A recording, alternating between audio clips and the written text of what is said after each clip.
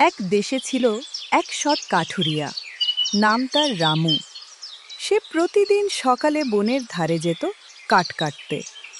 রামু ছিল গরিব, কিন্তু খুব পরিশ্রমী আর সত্যবাদী।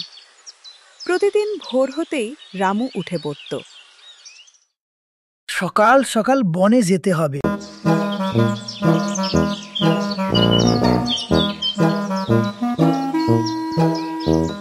সে তার পুরনো কাঠের তৈরি কুড়ালটা নিয়ে বেরিয়ে পড়ত।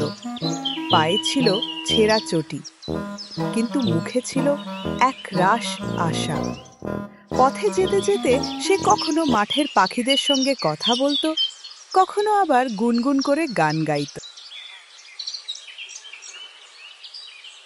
আজ যদি ভালো কাঠ পাই, তাহলে বিকেলে বাজারে বেচে চাল আর একটু ডাল আনতে পারবো।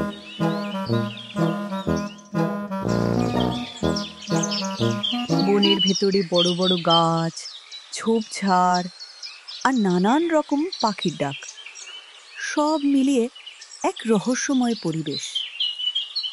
একটা নদীর ধারে দাঁড়িয়ে থাকা শুকনো গাছটার দিকে তাকিয়ে রামু কুড়াল চালাতে শুরু করলো। কিন্তু হঠাৎ করে তার কুড়ালটা হাত ফসকে সোজা নদীতে পড়ে গেল।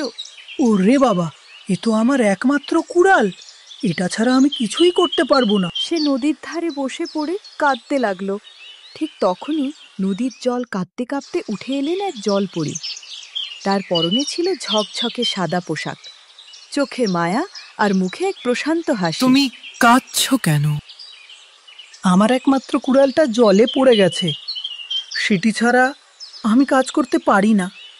আমি খুব গরিব। জলপরি একটু হেসে জলে ডুব দিল। কিছুক্ষণ পর উঠে এলো এক সোনার কুড়াল হাতে। এটা কি তোমার কুড়াল? না না, এটা আমার না, আমারটা লোহার, পুরনো। তবে এইটা? না, এটাও না। তাহলে এই কুড়ালটা? এইটাই আমার, আমি এটা দিয়েই প্রতিদিন কাঠ কাটতাম।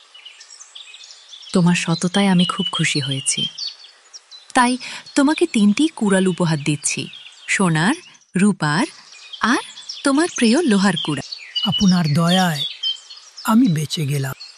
এই গল্পটা আমাদের শেখায় সত্য পথে চলা সহজ নয়, কিন্তু শেষমেশ তারই জয় হয়। সৎ মানুষ কখনো একা পড়ে না, কারণ তার পাশে থাকেন সত্য আর ন্যায়। বন্ধুরা, আজকের গল্পটা কেমন লাগলো? ভালো লাগলে একটা লাইক করে দাও। তুমি যদি আরও মজার মজার গল্প শুনতে চাও, তাহলে নিচে থাকা সাবস্ক্রাইব বোতামটা প্রেস করো। আর হ্যাঁ, তোমার বন্ধুদের সাথেও শেয়ার করতে ভুলো না।